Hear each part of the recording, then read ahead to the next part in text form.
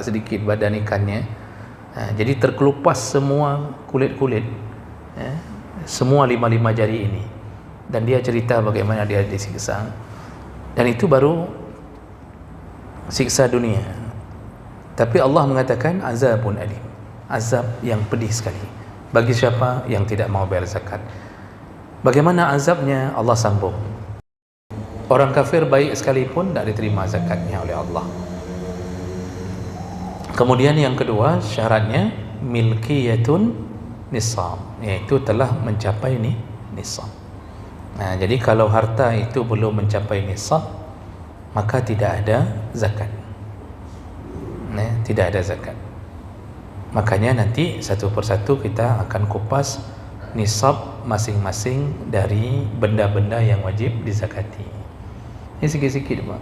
Masih lama nih, sampai 2029 waktu dikasih makan gratis tu baru selesai.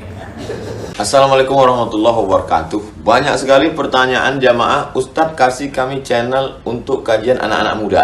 Di antara anak muda berasal dari Aceh, luar biasa, channelnya Maulizul Akbar Nak. Tonton, subscribe, like, share, komen. Assalamualaikum warahmatullahi wabarakatuh.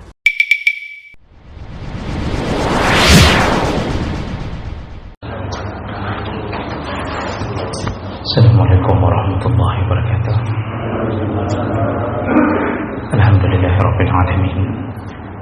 Hamdan katsiran thayyiban mubarakan fihi. Asyhadu an la ilaha illallah wahdahu la syarika lah. Wa asyhadu anna Muhammadan 'abduhu wa rasuluhul karim. Allahumma shalli wa sallim ala nabiyyina al-Mustafa Muhammadin wa ala alihi wa ashabihi ajma'in. Amma ba'd. Rabbi shrah li sadri wa yassir li amri wahlul 'uqdatam min lisani yafqahu qawli. Segala puji bagi Allah, kemudian salawat dan salam kepada Rasulullah, pada keluarga dan seluruh sahabat-sahabatnya. Ya Allah muliakan insyaallah bapak-bapak, ibu-ibu, jamaah salat maghrib dan Aisyah.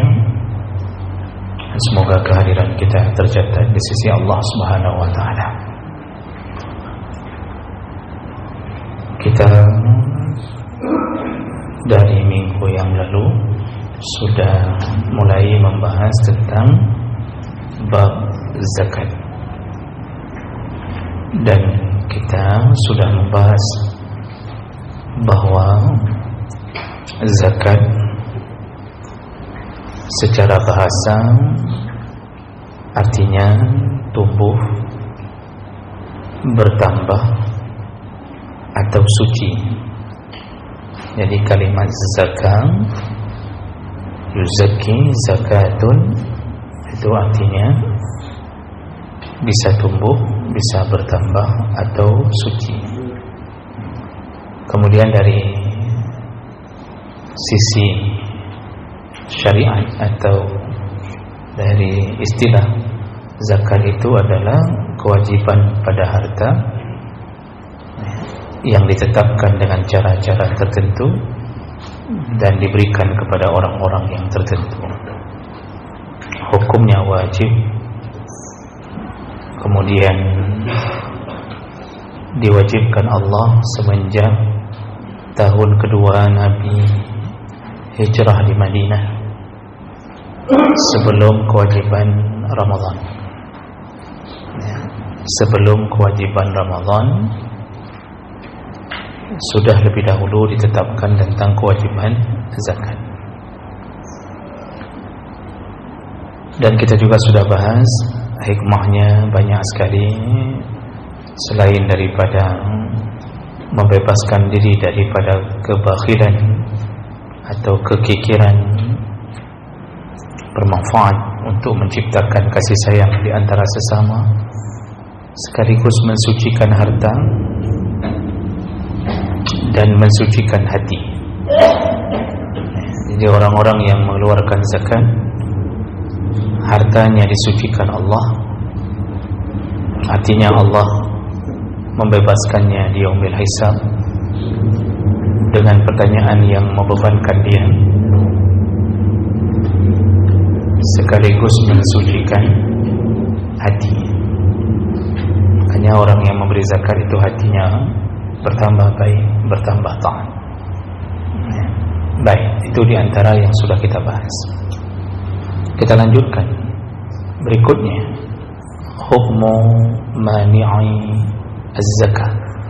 Apa hukumnya seandainya tidak mau membayar zakat?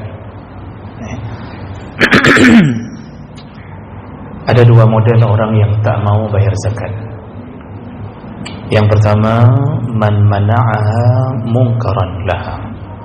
Tipe pertama tidak mau membayar zakat karena mengingkari kewajiban zakat.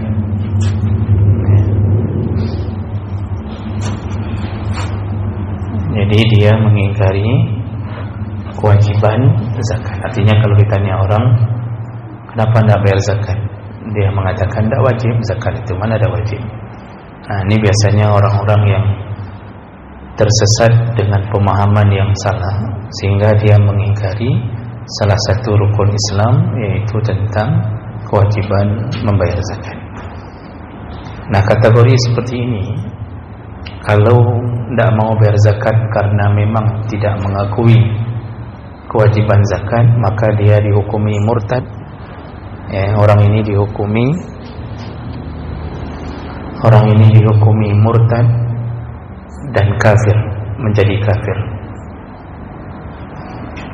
Jadi dia dianggap sudah keluar dari Islam, dan kalau seandainya diminta untuk bertaubat tidak juga bertaubat, artinya memang tidak mau bayar zakat, tetap dengan pemahaman zakat itu tidak wajib. Wa kana halalud dam in lam yatub, maka halallah darahnya. Halal darah orang yang tak mau bayar zakat karena mengingkari kewajiban zakat. Dan ini sudah pernah diperangi orang-orang begini di masa Abu Bakar radhiyallahu anhu. Jadi sepeninggal Nabi sallallahu alaihi wasallam ada kelompok-kelompok orang yang tidak mau membayar zakat. Jadi mereka mengatakan zakat itu kan hanya wajib ketika Nabi Muhammad itu ada.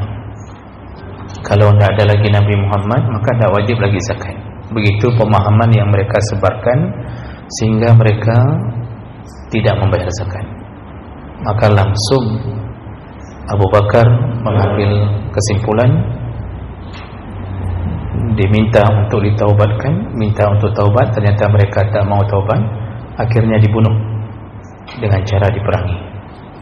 Dan ini berdasarkan hadis Nabi riwayat Bukhari Muslim, an Abi Hurairah radhiyallahu anhu qala lamma tawaffa Rasulullah sallallahu alaihi wasallam, ketika sudah wafatnya Nabi sallallahu alaihi wasallam, wa kana Abu Bakr radhiyallahu anhu, dan kemudian diganti oleh Abu Bakar radhiyallahu anhu sebagai khalifah, wa kafara man kafara minal Arab, maka orang Arab ada yang kembali menjadi kafir. Ini tentu orang-orang yang tak kuat imannya. Faqala Umar radhiyallahu anhu, lalu Umar radhiyallahu anhu berkata, kaifa tuqatilun nas wa qad qala Rasulullah umirtu an uqatilan nas hatta yaqulu la ilaha illallah. Umar ketika mendengar rencana Abu Bakar untuk memerangi kelompok yang tak mau bayar zakat, Umar komplain. Kata Umar, bagaimana engkau berani memerangi mereka, sedangkan Rasulullah mengatakan, aku disuruh oleh Allah untuk memerangi orang-orang sampai mereka mengucapkan la ilaha illallah. Artinya yang pernah Rasulullah katakan, memerangi orang-orang kafir tujuannya agar mereka masuk Islam. Jadi memerangi itu memerangi untuk menyelamatkan. Jadi orang kadang-kadang ketika memaknakan bahasa Nabi ini mengira Nabi itu suruh memerangi untuk menghancurkan. Tidak. Yang diperangi Nabi yang setelah didakwahkan mereka malah menyakiti Nabi, itu diperangi sampai banyak yang mengucapkan la ilaha illallah. Berarti tujuan memerangi itu untuk masuk Islam. Itu sama kita seperti mencubit anak kita supaya anda masuk ke kolam renang. Jadi sebenarnya yang kita cubit itu bukan cubit benci, tapi cubit menyelamatkan. Jadi Umar heran dengan sikap Abu Bakar. Mereka sudah Islam, cuma mereka tidak mau bayar zakat, kembali mengingkari kewajiban zakat. Mereka sudah mengucapkan la ilaha illallah, kenapa engkau berani merencanakan untuk membunuh mereka? Lalu kemudian faqala Abu Bakar berkata, wallahi, demi Allah, la uqatilanna man faraqa baina as-salah waz zakah. Demi Allah akan kuperangi, akan kubunuh orang-orang yang berani memisahkan antara salat dan zakat.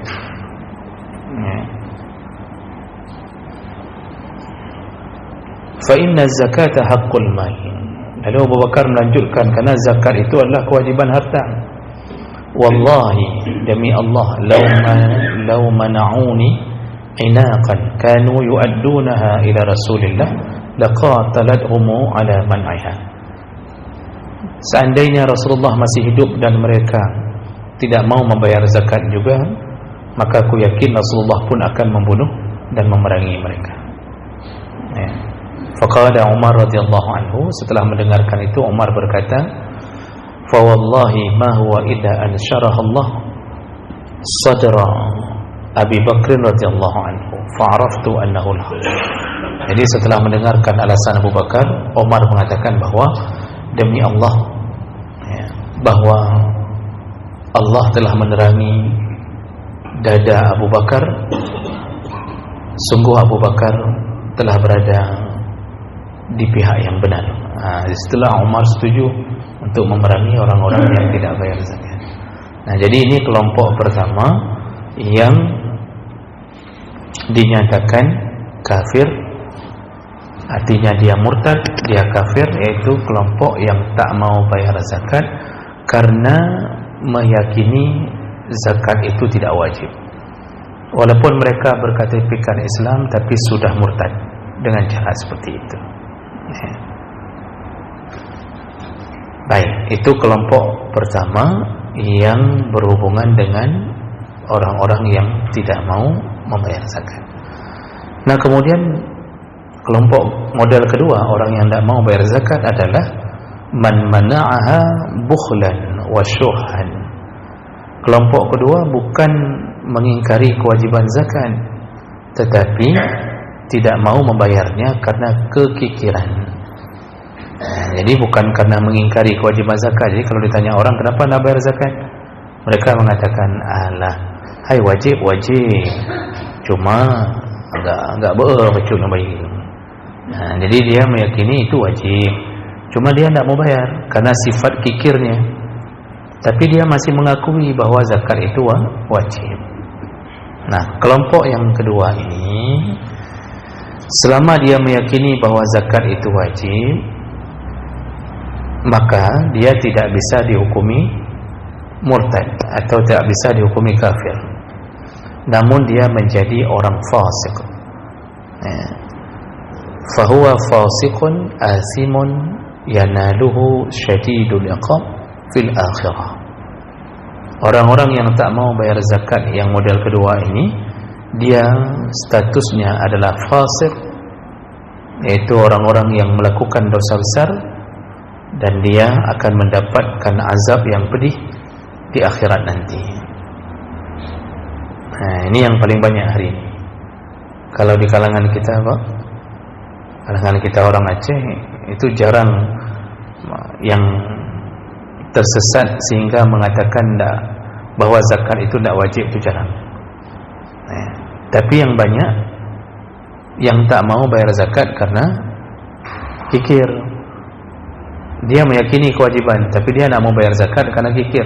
Ini yang banyak. Nah, ini fasik yang ditunggu oleh Allah untuk diberikan azab yang pedih. Dan Allah Subhanahu wa taala itu sudah memberitahu model azabnya.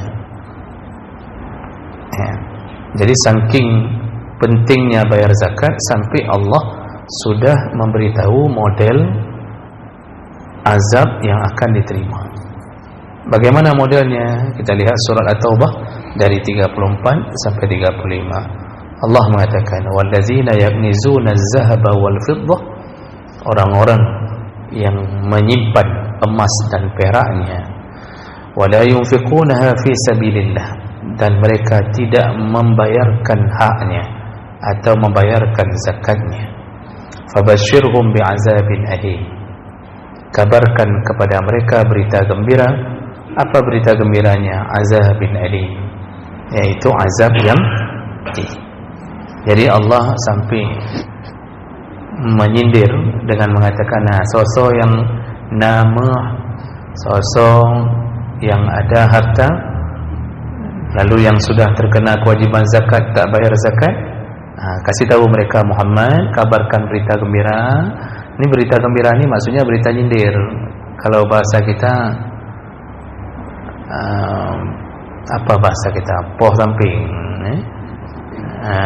Jadi berkata Allah pegah bak urungnya, na kabar gembira, nah bagat ke urungnya. Apa dia? Bi'azabin alim. Allah siapkan untuk mereka azab yang sangat pedih. Jadi kalimat alim itu bahaya, bang. Ya, karena kalau sudah bahasa Allah memakai isim mubalaghah, ya, jadi kalau dalam ilmu nahwu itu tidak ada lagi yang lebih dari apa yang diucapkan itu. Nah, itu biasanya model bahasanya timbangannya fa'ilun. Nah, itu sudah mubalaghah itu. Contohnya Allah menyebut rahimun, itu sudah berarti tidak ada lagi yang lebih penyayang daripada Allah. Ya, juga kalau Allah sebutkan alimun, berarti tidak ada lagi yang lebih pedih kecuali azab yang disiapkan Allah. Kita di dunia saja dianiaya orang, disilet-silet, lalu ditaruh bohuyun, ya, ditaruh jeruk nipis, menjerit-jerit. Ya, saya pernah melihat korban waktu di Syria, ya, orang-orang Syiah menyiksa orang-orang Syiah, pimpinan Bashar Assad, tentara-tentaranya itu menyiksa orang-orang Sunni di Irak.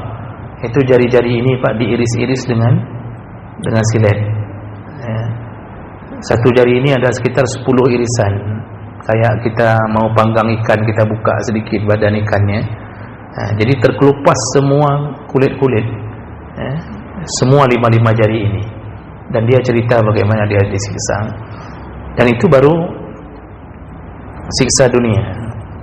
Tapi Allah mengatakan azabun alim, azab yang pedih sekali bagi siapa yang tidak mau bayar zakat. Bagaimana azabnya? Allah sambung, yauma yuhma 'alaiha fi nari jahannam fatukwa biha jibahuhum wa junubuhum. Ya, nanti ketika dia sudah berada di dalam neraka, lalu Allah akan hamparkan untuknya gosokan, setrika, ya. Jadi Allah akan menyetrika perutnya, kemudian punggungnya, ya.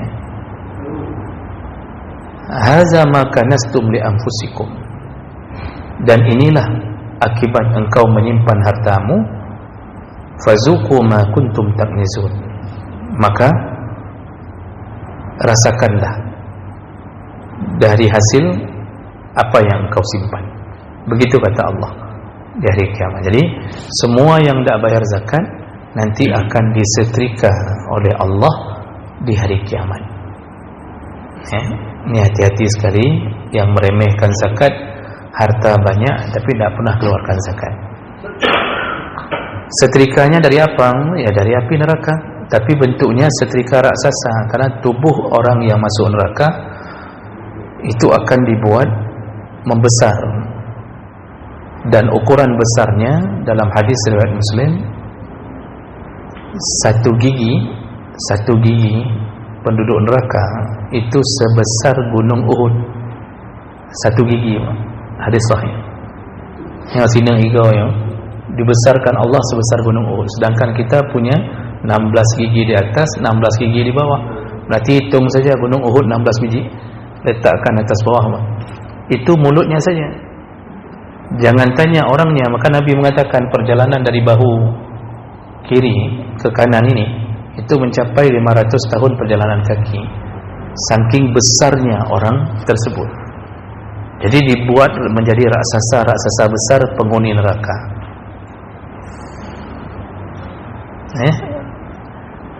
Kenapa dibesarkan?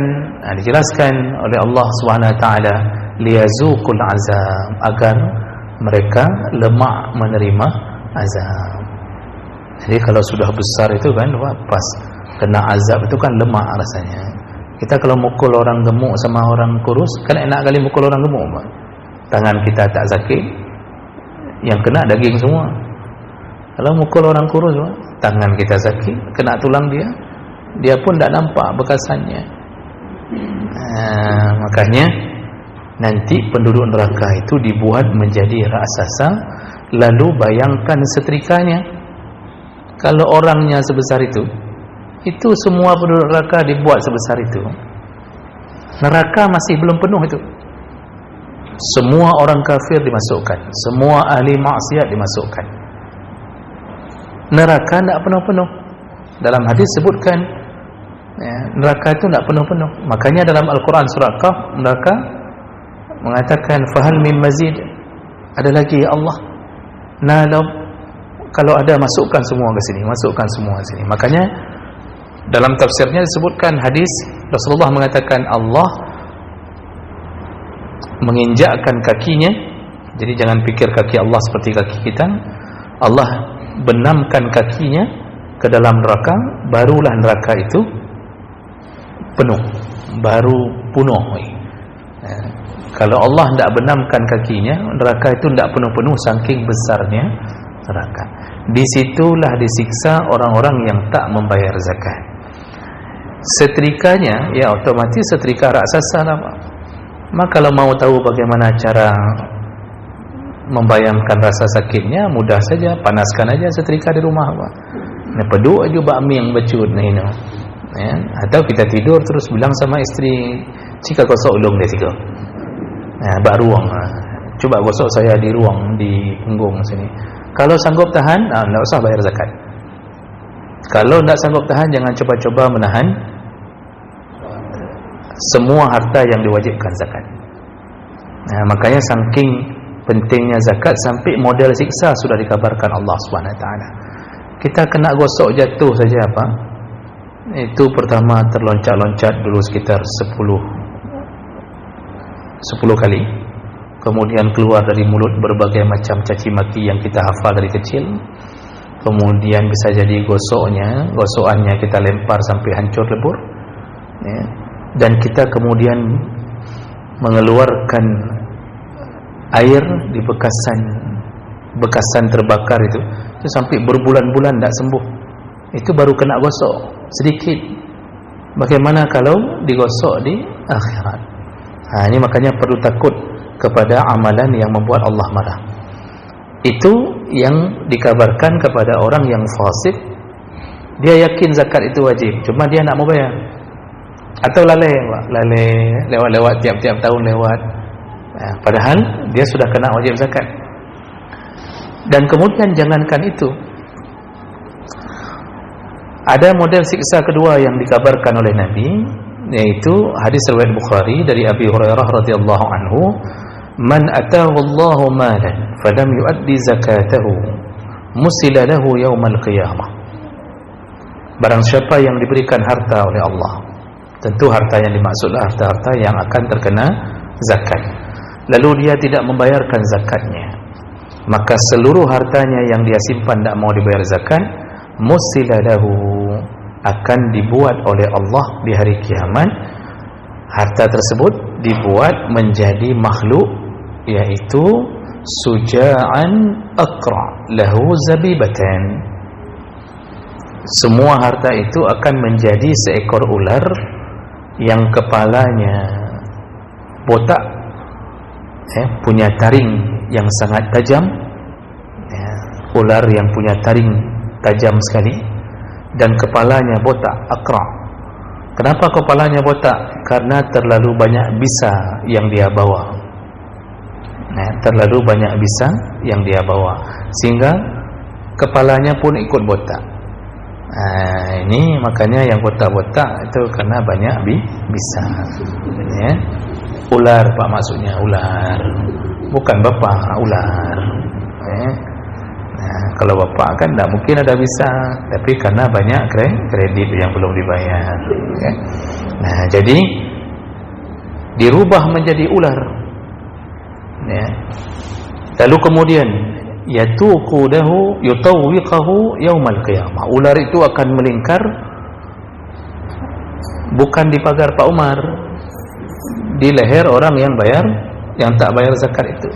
Jadi dililit oleh ular itu, kemudian summa ya'khuzu bihazamatai, yakni syadqai, lalu kemudian dia mengeluarkan dua taringnya sambil mengeluarkan dua taring yang tajam itu.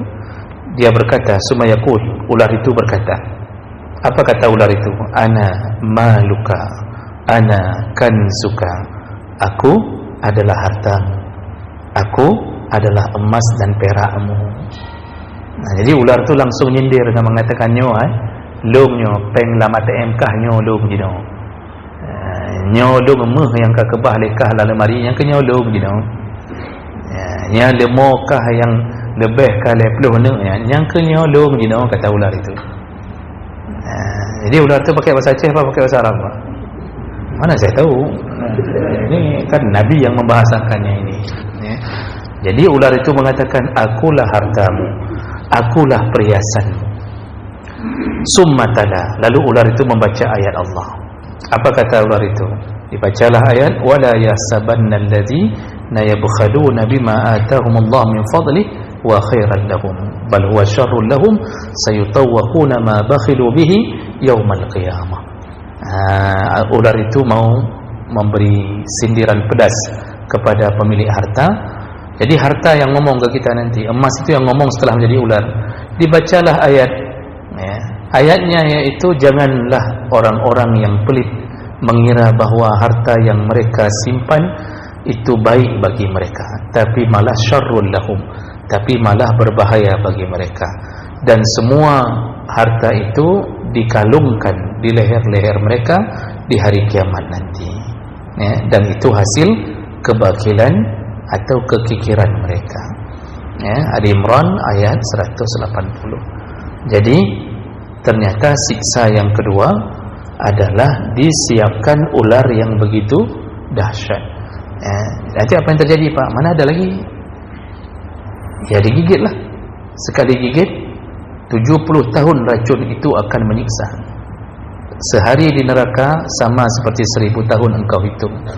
Sekali ular itu menggigit, maka rasa sakitnya bisa mencapai 70 tahun tak sembuh-sembuh. Itu belum habis sakit itu, sudah terasa mau mati, dihidupkan lagi oleh Allah, digigit lagi terus-terusan. Itulah yang terjadi pada orang-orang yang tidak membayar zakat. Maka oleh karena itu, berhati-hatilah seandainya ada sesuatu yang membuat kita melalaikan daripada zakat. Bapak-bapak, ingatkan istri-istri jangan sampai menyimpan emas dan perak yang terlupa, terlupa karena tidak mau mengaji, karena lalai, atau kita punya penghasilan dari harta yang memang masuk dalam kewajiban zakat, tapi kita tidak membayarkannya. Ini patut dihati-hatikan. Ini tentang siksa atau bahayanya atau ancaman orang-orang yang tak mau membayar zakat. Baik, berikutnya sedikit lagi baru kita bertanya jawab. 5 menit lagi Bang, kita bertanya jawabnya apa pada muka.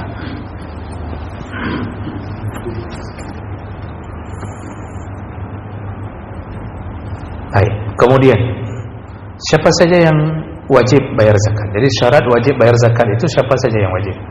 Yang pertama al-Islam, orang Islam. Artinya orang kafir tidak wajib bayar zakat. Oh, mereka mau membayar, tetap tidak sah zakatnya, karena syarat utama bayar zakat adalah Islam. Ya. Jadi hanya dibebankan kepada orang Islam. Orang kafir baik sekalipun tidak diterima zakatnya oleh Allah. Kemudian yang kedua syaratnya milkiyatun nisab, yaitu telah mencapai nisab. Nah, jadi kalau harta itu belum mencapai nisab, maka tidak ada zakat. Nah, tidak ada zakat. Makanya nanti satu persatu kita akan kupas nisab masing-masing dari benda-benda yang wajib dizakati. Ini sikit-sikit, Pak. Masih lama nih, sampai 2029 waktu dikasih makan gratis tu baru selesai. Ya. Baca-baca ni. Gopo bagah dah menyuhana mufhum ke apa? Jadi syarat kedua wajib bayar zakat adalah sampai nisab. Jadi orang mau misal mengatakan begini, saya mau bayar teruslah. Saya tidak pedulilah mau nisab mau tidak. Kalau mau bayar tanpa peduli terhadap nisab, walaupun kita mengatakannya zakat, tetap bukan zakat. Karena zakat itu prosedural. Sama kayak kita, ini saya salat zuhur ya, padahal dia salatnya di waktu maghrib, niat dia salat zuhur, tetap yang dihitung hakikat. Niat tidak bisa merubah hakikat. Kita melakukan transaksi jual beli. Ini barang, mana uangnya? Lalu kita bilang, ini bukan jual beli ya, ini saya sedekah. Padahal tadi kita minta, habis kita kasih barang ke orang, kita minta. Walaupun niat mengatakan ini sedekah, tapi yang terjadi adalah jual beli. Makanya orang yang tidak sampai nisab itu tidak wajib zakat. Kalau mau dia keluarkan tanpa melalui prosedur ini, ya dia berarti bersedekah walaupun mulutnya mengatakan zakat. Nah, jadi harus sampai nisab. Dan ini sering terjadi, Pak. Sering terjadi. Ada orang yang mau memberi tapi sebenarnya tidak masuk kategori orang yang wajib zakat, tapi dinamakan bayar zakat. Contoh, di beberapa kantor ada PNS yang dipotong gajinya tiap bulan. Ya, dipotong gaji tiap bulan untuk zakat. Padahal tidak semua golongan di PNS itu yang kena wajib zakat, karena dia belum sampai nisab. Kadang-kadang mesti gaji sekitar 5 juta. Itu harus dipotong untuk kehidupan primer. Belanja untuk sebulan berapa habis? 3 juta paling kecil, Pak. SPP anak, bayar lampu listrik rumah, bayar air, ya, minyak kendaraan untuk kerja, pokoknya yang primer. Tinggal uang dari 5 juta. Berapa tinggal, Pak? Kalau kita yang model punya 3 anak, 1 istri, belum tentu tinggal tuh 5 juta itu. Ya. Kalau yang punya 2 istri bisa jadi tinggal, karena tidak punya anak satu pun bisa jadi lupa. Nah, jadi kalau tidak ada tinggal apa-apa, tiba-tiba dipotong dari kantor sebulan-sebulan untuk zakat. Sedangkan dia setelah dilihat keadaannya memang orang yang belum wajib bayar zakat. Makanya walaupun kantor bilang ini untuk zakat, padahal ini kan zakat kan. Ya berarti sedekah kita lah itu. Nah, beda yang gajinya sudah mencapai nisab, ya kalau dihitung setahun. Nah, itu contoh. Jadi tetap ketentuan zakat harus nisab. Nisab itu apa? Haddu adna minal mal, yaitu batasan ambang jumlah harta yang wajib dizakatkan. Jadi kalau tidak kena ambang itu tidak kena. Contoh, kalau dalam zakat emas harus mencapai 85 gram. Kalau kita cuma 84 gram, berarti tidak kena zakat. Ya. Nah, itu contoh. Kita pelihara sapi kita tak mencapai 30 ekor, cuma sampai 29 ekor, tidak kena zakat. Kambing 40 ekor, kambing kita cuma 39 ekor, tidak kena zakat. Nah, jadi nisab itu batas ambang jumlah yang diwajibkan zakat. Lalu syarat berikutnya, baru wajib bayar zakat mururu haulin qamari, yaitu harus menunggu haul. Haulun artinya menunggu setahun qamariyah. Nah, hitungannya qamariyah. Dan setahun itu bukan dari pertama sekali kerja, tapi setahun itu dihitung dari mencapai nisab. Ya Bapak Ibu, ini paling banyak nanti salah pahamnya di situ. Jadi yang dinamakan haul, menunggu umur harta nisab itu setahun. Ini contoh misal, kita punya emas. Itu bukan bermakna ketika sudah punya emas langsung bayar zakat. Tunggu dulu emas itu naik ke nisab. Dulu waktu kita kahwin berapa kasih ke istri? Ya bapak nggak usah bilang, pikir masing-masing aja. Itu Malay kadang-kadang ada dulu si manyam pakai kujuk sana. Nah, masal bapak kasih ke istri pertama sekali 20 manyam. Berarti istri sudah menyimpan sekitar 60 gram. Karena satu manyam 3 gram. Nah, satu manyam 3 gram. Berarti 20 manyam dia sudah punya 60 gram. 60 gram apa langsung bayar zakat? Enggak, karena belum sampai ini nisab. Nisabnya 85 gram. Berarti sekitar 27 manyam. Ini contoh. Ini contoh dulu nih, nanti detailnya minggu depan. Nah, mesti minggu depan lah, minggu berikutnya. Dan berarti enggak kena itu. Belum sampai nisab. Nah, kemudian cerai sama suami ini. Kan sudah ada modal 20 manyam. Kawin lagi sama suami baru. Nah, lalu suami baru diminta 30 manyam. Nah, berarti berapakah jumlah emas istri? Kali 50 manyam.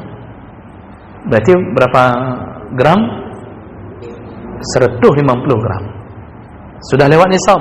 Jadi pas kawin kedua dapat 30 manyam lagi. Sudah lewat nisab. Apakah langsung bayar? Habis kawin langsung hitung bayar terus? Enggak. Nah, belum syarat kedua. Nisab dah kena, belum kena haul. Haulnya apa? Nunggu emas itu berumur setahun. Jadi ulang tahun emas itu, bukan ulang tahun kita yo. Ulang tahun emas itu. Catat nisab pertama setelah kawin belum, nisab sampai pertama setelah kawin kedua misalnya sudah melewati 85 gram. Catat 1 Januari. Karena kita pakai kalender yang terbiasa begitu, atau 1 Muharram. Nunggu sampai ke 1 Muharram tahun berikutnya. Apakah dia masih di atas nisab selama penungguan itu? Kalau masih, baru bayar. Baru 2,5% dari seluruh emas tersebut. Tapi kalau seandainya kita sambil menunggu setahun, rupanya terpotong, Bang. Suami kedua melarikan diri dengan emas tersebut. Cok balik. Dia lari, emas kita hilang, tinggal 20 manyam yang dari suami pertama. Itu pun karena kita taruhnya di tempat yang berbeda. Nah, ternyata tidak sampai lagi nisab. Di saat tidak sampai nisab, gugurlah semua kewajiban itu. Berarti nisabnya sudah gugur. Nah, nanti catat lagi, begitu dia sudah naik ke nisab lagi, catat lagi di kalender, tunggu lagi setahun.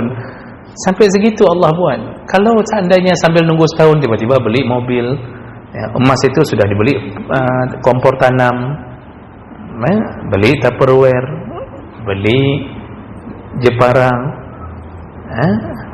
ada yang beli kamera untuk menjadi YouTuber, misalnya contoh, Pak.